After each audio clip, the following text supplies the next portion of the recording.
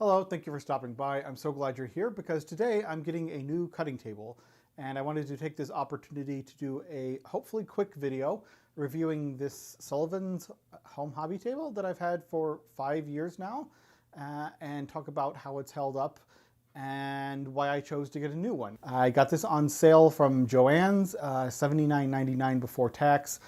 With free shipping. So that was a deal you couldn't beat. Aside from price point, the two biggest reasons I chose this table were the width and the length. So it is just a hair shy of 36 inches wide. As far as length goes, the dimensions said it was 60 inches. It is 59 inches. Work surface and price, that's what it came down to. At the time, I wanted the biggest work surface I could get as cheaply as I could get it, and it needed to be foldable. And this one does that admirably. Another thing that ended up being a big bonus that I wasn't necessarily thinking of as much at the time is the height of the table. It is 34.5 inches high. Now, after 5 years of use, let me add that caveat, it may have shrank in height since then because there's been some wonkiness with the wheels that I'll show you. With it all folded up, it fits perfectly into this little spot right here. So let's talk about some of the things that I haven't liked about this from the start. The number one being it is super wobbly. It is not unusably so. You just have to make sure that you're not putting weight anywhere on the table, basically. That being said, I have made probably hundreds of projects on this now, 5 years. So I can't complain too much. Why am I getting rid of it? There have been some wear and tear issues, and I am not sure how much longer this this gate particularly is going to be holding up. We're down underneath the table now, and this kind of hurts. So I'm going to be quick about this. This wheel here has sort of smashed up into the post that it was attached to. These are all plastic wheels, and they all to some degree or another have sort of smashed up into the post, which has shortened it. I believe this table used to be 36 inches high, and this may have shortened it some. The wheels are just sort of unreliable. You can see if I lift up on it, we sort of just have the wheel dangling loosely, not well attached. All of the metal supports have these little dollops of, what is that, solder, sort of reinforce the corner. They're coming apart. Like, that's not going to hold much longer. Pearl's very interested in what's going on with down here.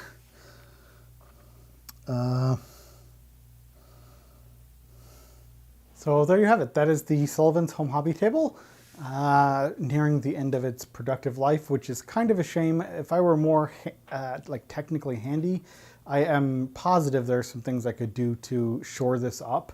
It has lasted me 5 years, which is not a terrible amount of time, but it also sort of makes me aware of consuming things that are meant to fall apart after a certain length of time, which kind of annoys me. So this table on the Joann website is currently $126.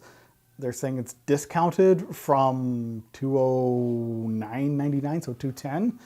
I absolutely would not pay $210 for this table, even brand new. With free shipping, I might pay the $126, but again, it's going to depend on how I feel about the Sew Ready table. So the Sew Ready adjustable height table is $184. I'll have to wait and see after I've assembled and everything and used it a little bit, whether the extra $50, $60-ish would be worth it, but I'm going to suspect that they will be.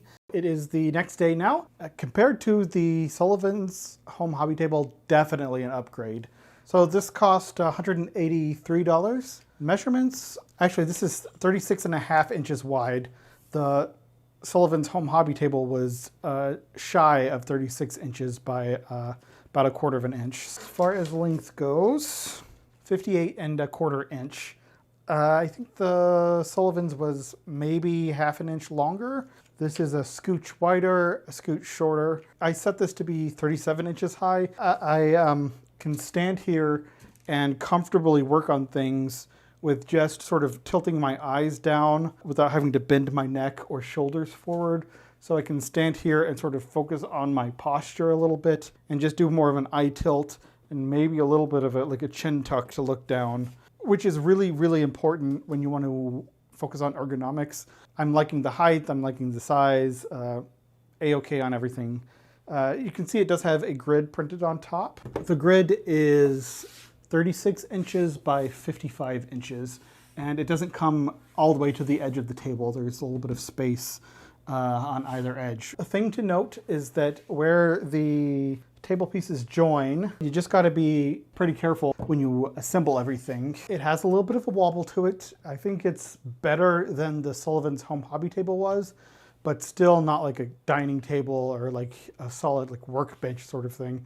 I wouldn't necessarily store anything on top of here that has any weight whatsoever. So if you're looking for a table that is like substantial enough to, you know, lean up against heavily and all that, I still don't think this is it. Okay, we're underneath the table now. First thing you notice is that this has some storage. Just these couple like wire baskets that slide out. They have little pins here that keep them from falling out, which is nice. The construction is more solid than the Sullivans Home Hobby table was. These bars are stronger. The shelf here down at the bottom, it looks convenient, but I don't know what I'm going to do with it. There's not really any way to keep anything on it. So I might get some bungee cord to make little like railings around the edge. But all in all, the center post here is very, very structurally sound. There is no wobble whatsoever to the center part of it. The wobble only comes in when you add in the extension, the gate legs. There are 4 sets of hinges per leaf. They seem to be made of a fairly sturdy metal. When I was putting this together, I just made sure to put the screws in about 2/3 of the way with the electric screwdriver and then hand tighten them for the final third and not go crazy tight with it, just because I didn't want to strip them out and loosen them up too much. The hinge here where the gate leg is attached to the main body of the table is sort of held in place with a little screw there. Gate leg, the way it attaches to the table is there's just this little screw that sticks out, and then that sets in the top of the leg. To adjust the height, there are these little pegs, and the leg has various height adjustments in it. Pretty standard, but everything feels very substantial. With the Sullivans table, one of the main reasons I was getting rid of it is because the wheels had sort of broken and were like shoved up into the post, and it just wasn't working well. The quality of these wheels feels significantly nicer. A big issue I had with the Sullivans Home Hobby table was especially where the gate leg connected onto like the center post. There was just one little dot of welding. Here it goes all the way across. Definitely a lot sturdier. My final opinion is that the So Ready foldable hobby and cutting table is worth the price. It is currently $183.99 on Amazon as of July 20-something, 2024. So I definitely recommend buying it for that price. I think it's a really good value. The Sullivans Home Hobby table, currently $209 at Joann's. I wouldn't pay that much for it. The Sullivans Home Hobby table is a viable option if you're super budget conscious, and you can get it for under $100 in 2024 dollars. If it's a super, super cheap option and you're very budget conscious, go for it.